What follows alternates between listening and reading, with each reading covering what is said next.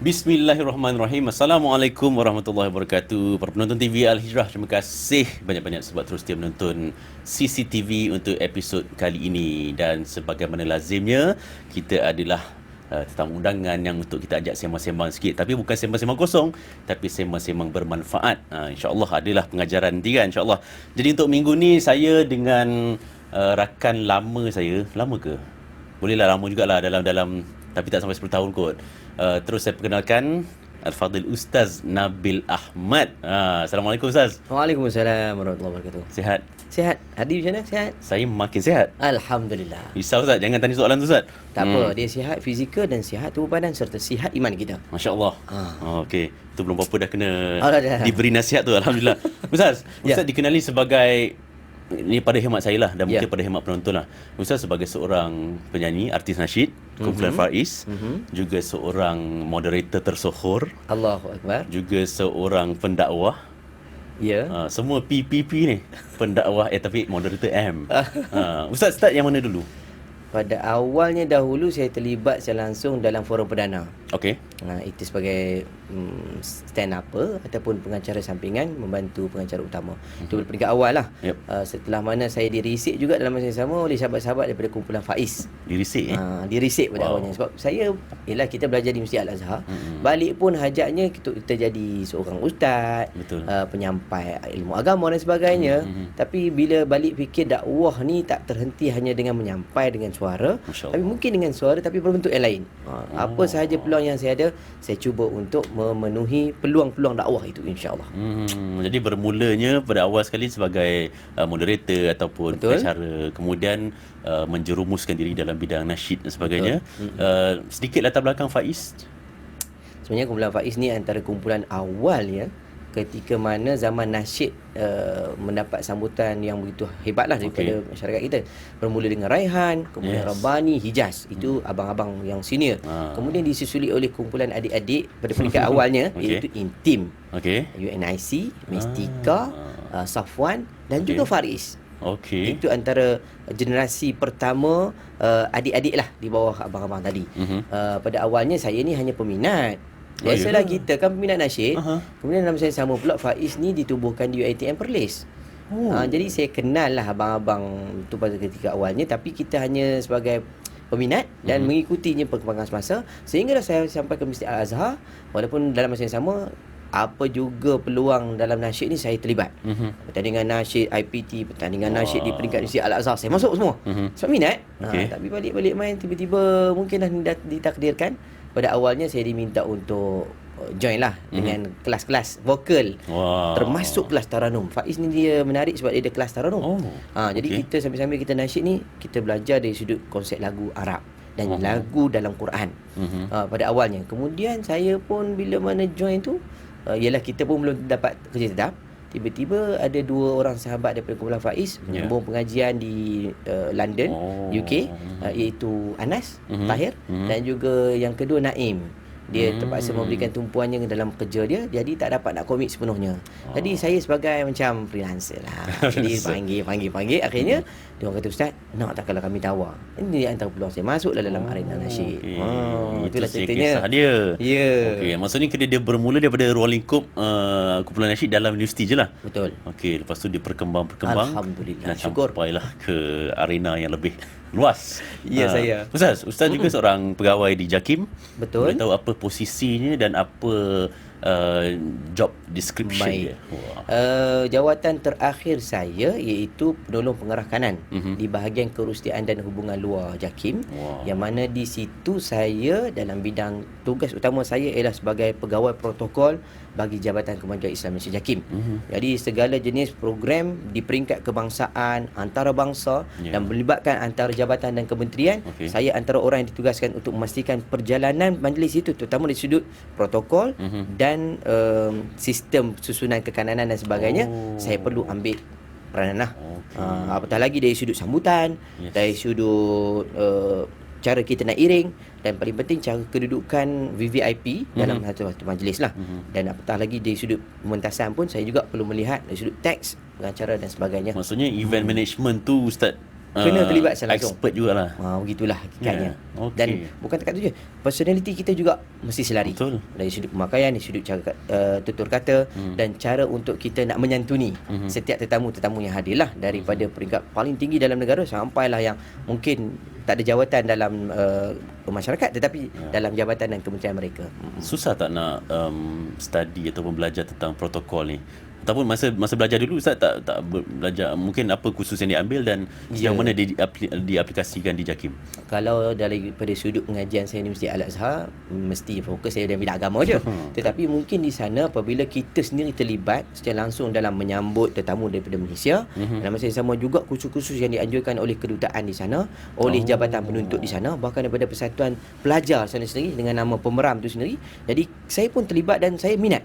Saya masuk dalam kursus kepimpinan. Saya masuk juga dari sudut kursus dari sudut protokol dan segala-galanya. Akhirnya sebagai ilmu asas kita dapat di sana, balik main rupanya jadi satu perkara baru yang bagi saya, orang lain baru nak belajar, saya hanya meneruskan sahaja, cuma nak kena memperkemaskan ilmu-ilmu yang sedia adalah sebelum ni. Sebelum ni hanya pada catatan, tapi hari ni cara praktikal dan realiti aplikasikannya. Wah, itu dia. Nak tahu juga apa cabaran-cabaran Ustaz kan, tapi kita nak berehat sekejap. Baik. CCTV akan bertemu selepas ini.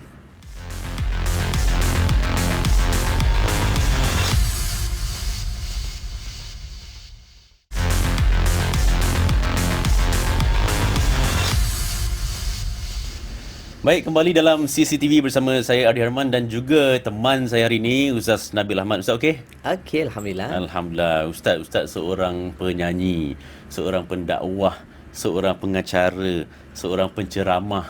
Ni saya cakap PPP tadi kan. Susah tak nak bagi masa? Perlu ada manager atau PA ke? Pada awalnya begitulah nasihat yang saya terima. Okey. Tambah-tambah pula kita adalah pegawai kerajaan. Satu lagi P. Jadi apa pun sebenarnya dia bergantung dengan kita. Allah peruntukkan 24 jam sehari itu sebenarnya banyak masa yang lebih. Cuma kadang-kadang kita yang tak tahu menyusun sehingga masa itu tidak diisi dengan baik. Jadi apa pun saya belajar, pertamanya ialah macam mana kita kena letakkan prioriti keutamaan. Terutama dari sudut tugas kita sebagai hamba Allah, itu nombor satu. Nombor dua, barulah tugas kita dengan majikan. Kalau kita tak settle dengan Allah, tak settle dengan majikan, kadang-kadang keberkatan. Tapi kalau kita settle dengan Allah, kemudian kita settle dengan majikan, insya-Allah dua-dua dapat. Mungkin dapat anugerah, mungkin kan, itu yang kita nak cari. Tak dijangka. Itu kita kadang benda tu hanya sebagai sampingan. Tapi semangat kita paling penting ialah macam mana kita nak memperuntukkan masa kepada keluarga dan juga kepada ummah. Jadi itu yang bila ada jemputan kita kena tengok juga. Kadang-kadang keutamaan kita, kalau contoh kita kena utamakan dari sudut tugasan hakiki, settlekan dulu tugas kita sampai dah kita rasa puas hati dan majikan kita pun bergembira dengan apa yang kita buat, barulah kita turun dengan hati yang tenang dan hati yang gembira. Seronok kita nak turun ke lapangan. Jadi bila kita, dan saya sendiri pun bila mengambil jalan ialah bila kita turun ke lapangan, turun berdakwah ni bukan hanya untuk dapatkan kemasyhuran, tapi situlah sebenarnya untuk kita nak release tension. Orang tak tahu jalan kita sebenarnya berliku-liku ni, kadang-kadang kita sendiri yang menderita, tapi cara untuk kita nak kurangkan penderitaan itu ialah dengan kita sharing.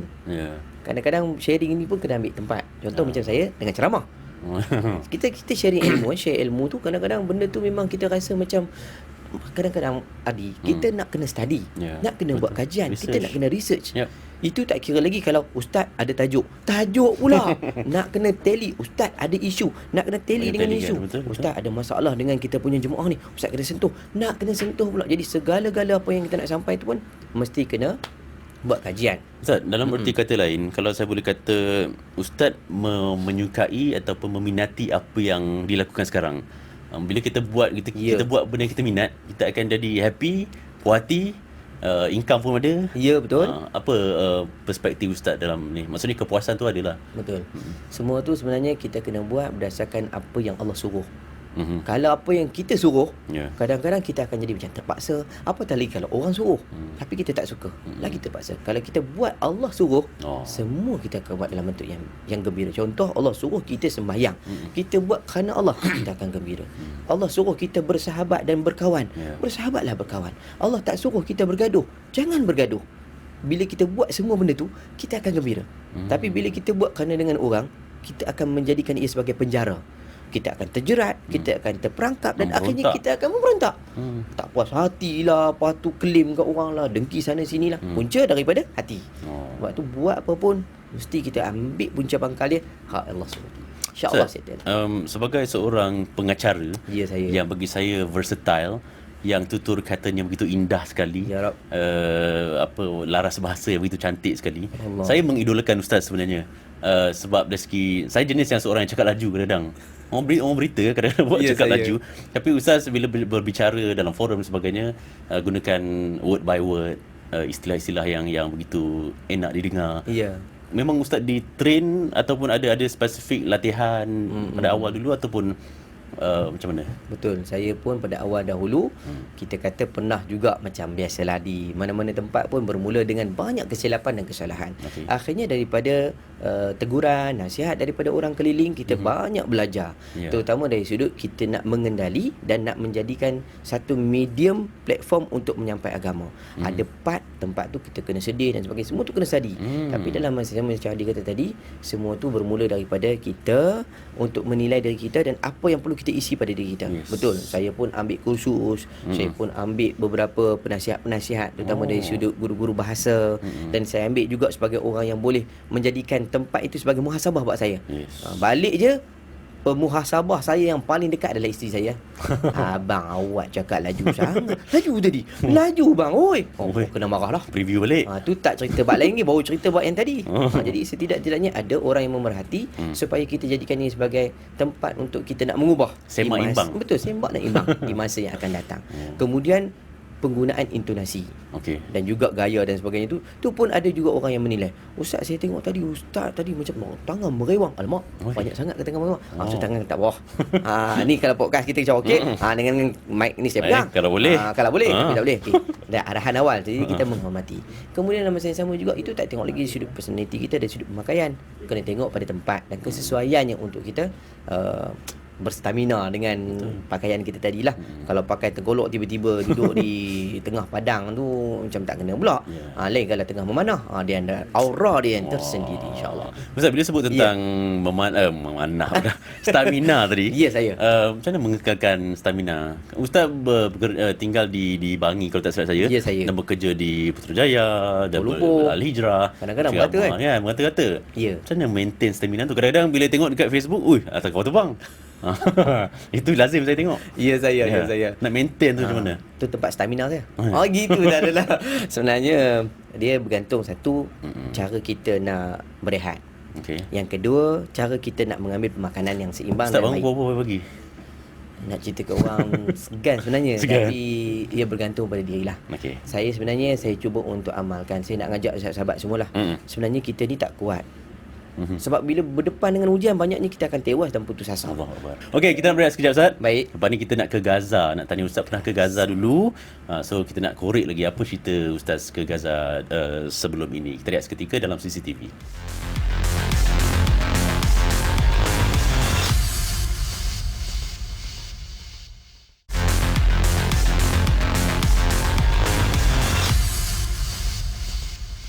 Kembali dalam CCTV, kita dah janji tadi nak sebut tentang ataupun nak pergi Gaza dengan Ustaz. Tapi sebelum tu saya nak tanya Ustaz Nabil. Ya, saya. Ustaz, sekarang ni pendakwah ada media-media sosial yang perlu dan wajarlah dimanfaatkan untuk menyebarkan dakwah kan. Betul. Dalam perspektif Ustaz Nabil sebagai seorang pendakwah, follower pun mesti ramai. Macam mana Boleh Ustaz lah, memanfaatkan social media? Saya cuba untuk imbang juga tu. Ya. Sebab kadang-kadang kita tak boleh semua kita nak cerita bab diri kita. Kan? Kadang-kadang orang memang ada suka dia tengok je perkembangan kita, dia suka je. Kejap ustaz sana, kejap ustaz sini, kejap buat je, kan? Tu peminat Tapi lah. betul. Tapi kita kena imbang sebab ini fasa untuk kita nak mendidik masyarakat. So saya kena gunakan platform media sosial itu ada selit sikit contoh tentang sensitiviti dengan isu semasa sekarang ni tentang Gaza Palestin. Kemudian kita kena suntik sikit semangat supaya kita jangan tinggal bab mengaji je ni. Kena ada ilmu, masuk sikit bab ilmu hukum-hukum dan sebagainya supaya orang yang menonton, orang yang mendengar dan orang yang suka membaca caption saya tu dia boleh ambil point. Walaupun sebenarnya kita nak cuit-cuit je. Orang ni dia tak suka straightforward sangat. Kita kena ada elemen kias mengkias tu kan, supaya orang belajar tentang cara untuk kita nak menegur mungkin, nak menasihat mungkin. Kadang-kadang kan tak semua orang boleh terima. Betul. Direct, dia mesti indirect. So kadang-kadang saya gunakan platform tu, saya tak langsung untuk nak memberikan sedikit kefahaman dan mungkin juga sebagai medium untuk saya juga bermuhasabah. Tapi kiranya nawaitu tu kena betul lah. Maksudnya kenapa kita guna social media bukan untuk meraih views ataupun followers kan, tapi juga untuk yang pasti matlamat untuk menyampaikan dakwah tu kan. Banyak terima komen-komen yang mungkin mengecam ke? Setakat dalam post-post saya sebelum ni tak ada lah yang kritikal sangat. Cuma adalah satu dua apabila saya memuat naik gambar-gambar kawan-kawan saya yang mungkin berbeza aliran. Adalah komen-komen yang kata sebagainya tu. Dan dalam masa yang sama juga, saya sebagai orang Perlis dan saya sebagai ahli majlis wakaf Tebuh Pusaka Zakat Negeri Perlis. So memang kita ni berkawan semua orang. Betul. Jadi bila macam tu orang tengok, ustaz boleh masuk semua. Kita membawa nama Islam. So Islam ni namanya tempat selamat. Betul. Yang boleh memberikan rasa keseronokan dan ketenteraman, sejahtera. So kita tidak mendatangkan provokasi, kontroversi, apatah lagi perkara yang basi-basi tu. Jadi tuan-tuan sahabat rahimakumullah sekalian, saya nak pesan satu je, bahawa kita hidup di dunia ni tak lama. Betul. So dalam tempoh masa hayat kita yang pendek ni, carilah benda-benda yang manfaat. Mudah-mudahan yang buruk-buruk kita tu Allah lindung, Allah kambus dan Allah ampun. Bahkan yang baik-baik yang sikit ni jadi sebagai pemangkin kita untuk dapat syurga dengan mudah. Amin insya-Allah. Ustaz, dah kalang kita tengah melalui fasa-fasa getir saudara kita di Palestin, di Gaza kan. Sebagai orang ataupun individu yang pernah ke Gaza, macam mana Ustaz melihat situasi sekarang dan harapan ataupun macam mana Ustaz nampak benda ni akan berlanjut dan apa peranan kita sebagai orang Islam? Saya nak tanya Adi juga, sebagai orang yang tak pernah pergi, melihat tentang suasana semasa di sana, Adi rasa macam mana kehidupan rakyat Gaza? Saya secara peribadi berdasarkan apa yang saya tengok di media sosial ataupun macam kami di berita kan, lihat visual dipaparkan, benda tu sangat dekat dengan kita sebab first mereka orang Islam sama-sama kita, dan dia sebab dia berkait dengan kemanusiaan. So kita tengok anak-anak kecil mati apa semua, kita tengok anak kita kan, kita tengok orang tua apa semua.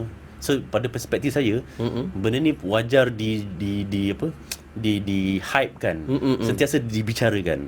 Pada pandangan saya lah. So jangan berhenti berbicara tentang Palestin. Dari sudut kehidupan dia orang macam mana? Saya rasa sukar.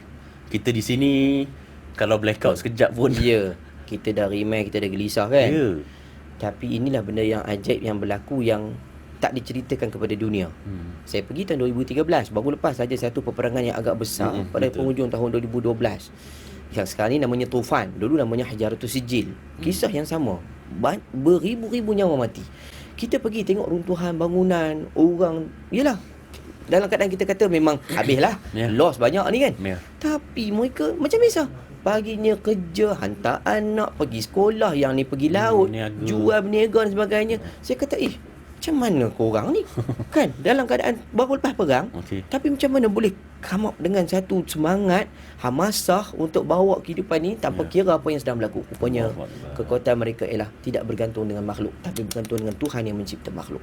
Ini rahsia yang saya dapat bila seminggu saya duduk sana. Apa hebat sangat orang Gaza. Tengok sama aja macam kita. Ada 2 biji mata, ada 2 tangan, ada 2 kaki, tak ada lebih pun. Kan? Tapi hebatnya ialah sebab dia ada punya Quran dalam diri. Dia ada punya cara hidup, cara sunnah Nabi SAW. Saya datang daripada jauh, kita kan nampak Ustaz Nabil lalu kan, kita tengah makan nasi kandar contohnya. Ustaz Nabil tunduk apa? Tak ada nak pergi sana sebab takut lagi kalau Ustaz Nabil singgah, dia pau kita. Kan? Ya ke ceramah? Tak ada ceramah baik. Kalau Ustaz Nabil ceramah kita pula. Dia nampak kita daripada jauh, dia boleh bagi salam, dia panggil kita. Ini salah satu benda yang saya nak cerita, bahawa adab tu yang tak ada pada kita. Dia orang ni orang Arab, saya orang Melayu. Takkan tak nampak saya hidung kemek ni. Kan? Kulit boleh coklat kan. Dia mesti faham kita ni mesti bukan orang Arab ni. Tapi dia santuni kita macam mana dia santuni sahabat-sahabat dia yang lain. Itu yang tak ada pada diri kita. Banyak lagi lah kalau saya nak cerita, tapi saya boleh katakan bahawa orang Palestin, orang Gaza jiwanya bahagia. sebab sentiasa menyuburkan dengan Quran, bahkan disantuni dengan semua orang ni dengan sunnah Nabi sallallahu alaihi wasallam. Jumpa sebagi salam, jumpa kita salam, peluk, cium, tanya khabar. Siap nak balik minta doa pada kita. Allahu akbar. Kita nak balik tu kalau boleh cepat-cepatlah balik. Jangan tunggu lama-lama. Sekali banyak habis boras aku lagi kan. Tapi kita dia nak balik kita siap, dia minta doa lagi supaya kita dapat sama-sama bersembahyang berjamaah dalam Masjidil Aqsa. Ni doa dia. Kalau kita ni kita tak apa jumpa lagi. Assalamualaikum. Dekat tu je. Dekat jumpa lagi. Kalau boleh jangan jumpa dah. Maksudnya sebab takkan menyusahkan kita. Tapi dia orang ni minta doa lagi kat kita. Allah hebat. Satu yang menyentuh hati saya lah bila kita tengok paparan visual di media sosial ataupun di laman-laman rasmi kan. Betul apa yang Ustaz sebut. Kita lihat bila sesuatu yang berlaku, malapetaka sebagainya, perang, dibom, dihina, dikeji sebagainya, perkataan yang lazim yang kita dengar adalah hasbunallahu wa ni'mal wakil, Allahu akbar. Mereka tak ada pula mencaci maki kalau kita mungkin dah sampai carutan-carutan terkeluar. Tapi di sana maksudnya kebergantungan tu terlalu kuat. Sebab tu bayangkan anak-anak kecil kalau kita tengok kan, bila mana adiknya, abangnya meninggal, siap dia boleh kata tak apa dah, abang dah berjumpa ayah di syurga. Sedangkan budak-budak mentaliti kita hari ni, budak-budak Roblox, budak-budak di DM friend, betul? Anak-anak kita sendiri pun ke Papa Zola contoh, kita pun contoh. Jadi maksudnya kita tak dididik dengan semangat sampai nampak benda yang membatasi di mata manusia, nampak sampai syurga. Ini harapan mereka. Sebab tu dia pertahankan walaupun dia tahu kami bukan ada apa-apa, tapi kami sayang bumi ini, bumi yang Allah cerita dalam Quran, bumi yang disuburkan dengan keberkatan, dan bumi yang pernah diinjak dan dijijak kaki mereka ini oleh para anbiya dan para awliya. Itu yang hebat. Kita harapkan kisah Gaza, Palestin ini sentiasa menjadi inspirasi lah untuk kita. InsyaAllah. Rakyat Malaysia, mudah-mudahan kita doa yang terbaik. Jangan berhenti berbicara tentang Palestin. Ustaz, terima kasih banyak-banyak atas perkongsian hari ini. Dapat ilmu sikit, dapat nasihat sikit. Alhamdulillah. Saya cakap all the best pada Ustaz. Amin ya Rab. Dalam kerjaya, pengacaraan, Far East dan sebagainya. Mudah-mudahan dipermudahkan. Alright, para penonton, CCTV berakhir di sini. Selesai bersama Ustaz Nabil. Minggu depan kita bersama tetamu lain pula, insyaAllah. Saya Adi Rahman. Kita jumpa lagi. Assalamualaikum warahmatullahi wabarakatuh.